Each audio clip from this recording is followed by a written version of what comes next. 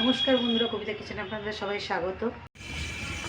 তো আমি আবার চলে এসেছি আমার একটা নতুন রেসিপি নিয়ে। এখানে দেখো মাশরুম নিয়ে চলে এসেছি আবারও। আর এই মাশরুমগুলো কিন্তু আমি বাজার থেকে কিনে নিয়ে এসেছি। আর এইদিকে নিয়ে চলে এসেছি কুলেখাড়ার শাক। এইদিকে দেখতেই পাচ্ছ কাঁটা ভর্তি। এই কুলেখাড়ার শাক দিয়ে যে মাশরুম দিয়ে একটা নতুন একটা রেসিপি বানাবো। তা চলো দেখা যাক। আর প্রথম থেকে শেষ পর্যন্ত ভিডিওটা দেখবে, তোমাদের কেমন লাগে অবশ্যই জানাবে। আর এইদিকে দেখো মাশরুমগুলো, দেখো কত সুন্দর মাশরুমগুলো আমি নিয়ে চলে এসেছি। এই মাশরুম দিয়ে আজকে বানাবো রেসিপিটা। আর তো আগের বারে মাশরুম কিন্তু আমাদের বাগান থেকে আমি তুলে দেখিয়েছিলাম, কেন ওই সময়টা এই মাশরুমটা আমাদের বাগানে হয়। আর এটা কিন্তু চাষের মাশরুম, কিনে নিয়ে আসা হয়েছে। আর কুলেখাড়া শাকটাও বাজারে বিক্রি হচ্ছিলো, একদম টাটকা শাক নিয়ে এসেছি। তা নিয়ে এসে আমি একদম নতুন একটা রেসিপি বানাবো। আর একদম সকালবেলা চলে এসেছি একদম উনুনের কাছে।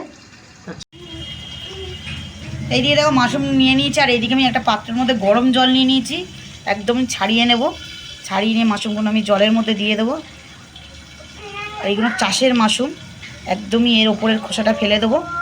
আগেরভাবে যেইভাবেই ছাড়িয়েছিলাম ওইভাবেই পরিষ্কার করে নেবো। এই যে দেখো আঁশগুলো, এই আঁশগুলো কিন্তু ফেলে দিতে হয়, এই আঁশগুলো কিন্তু খাওয়া যায় না।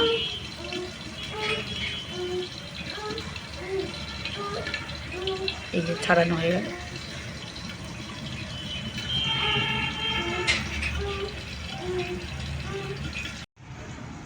এদিকে দেখো আমার মাশরুমটা পুরো ছাড়ানো হয়ে গেছে একদম পরিষ্কার করে, আর গরম জলে দিয়ে দিয়েছি।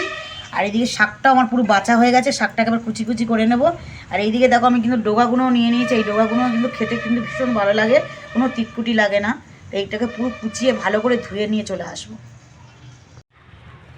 এইদিকে দেখো শাক ধুয়ে নিয়ে চলে এসেছি। আর ওর মধ্যে আমি দিয়ে দিয়েছি ছোট্ট করে একটা আলু কেটে, শাকটা সেজে একদম একটুখানি হয়ে যাবে। আর এইদিকে মাশরুমটা আমি পুরো পরিষ্কার করে ধুয়ে রেখে দিয়েছি একদম।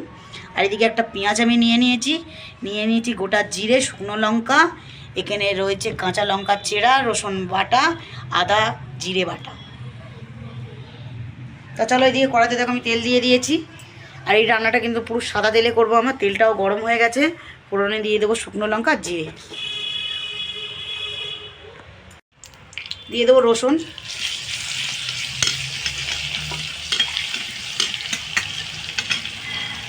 এরপরে দিয়ে দেবো কুচনো পেঁয়াজটা,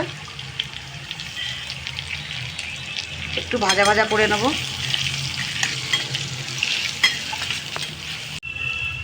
এখানে দেখো পেঁয়াজটা ভাজা হয়ে গেছে, দিয়ে দেবো জিরে আদা বাটা আর কাঁচা লঙ্কা কুচিটা।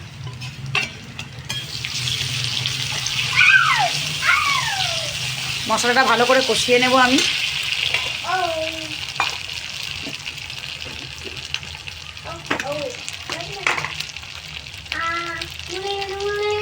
দিয়ে দেবো স্বাদ মতন নুন,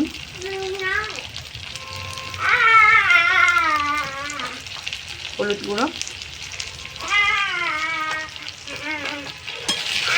ভালো করে মশলাটা কষাবো আমি।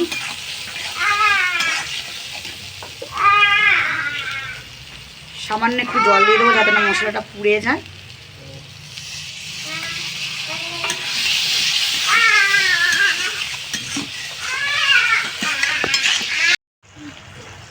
এই দেখো মশলা থেকে তেল ছেড়ে দিয়েছে, এবার দিয়ে দেবো মাশরুমগুলো।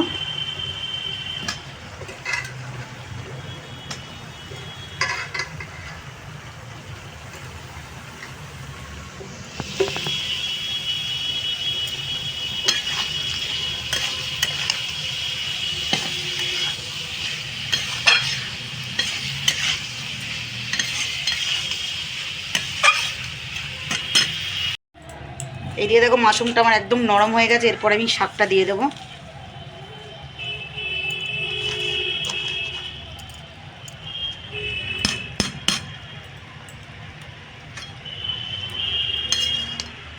একটু মিলিয়ে দেবো আমি ভালো করে। এই দিয়ে দেখতেই পাচ্ছ কত সুন্দর একদম পুরো সেদ্ধ হয়ে গেছে। আর আমি নিয়ে নিয়েছি হাতের মধ্যে একটুখানি চিনি, স্বাদ মতন একটু দিয়ে দেবো। একদম দেখো পুরো চেনাই যাচ্ছে না কোনটা মাশরুম আর কোনটা শাক, একদম মাখো মাখো হয়ে গেছে একদম। এইদিকে আমার পুরো রান্না রেডি, দেখতেই পাচ্ছ পুরো তেল ছেড়ে দিয়েছে। ওপর থেকে সামান্য একটু ঘি ছড়িয়ে দেবো আমি। ব্যাস একদম রান্না আমার একদম রেডি, এবার নামিয়ে ফেলবো। তা চলো তোমাদের সাথে দেখা হচ্ছে খাবার টেবিলে।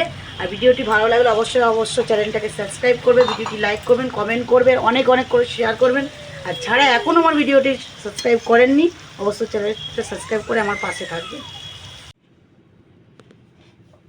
এখানে দেখো দাদা খেতে বসে গেছে মাশরুম দিয়ে কুলেখাড়া শাক দিয়ে। খেয়ে দেখো কেমন হয়েছে। যে মাশরুম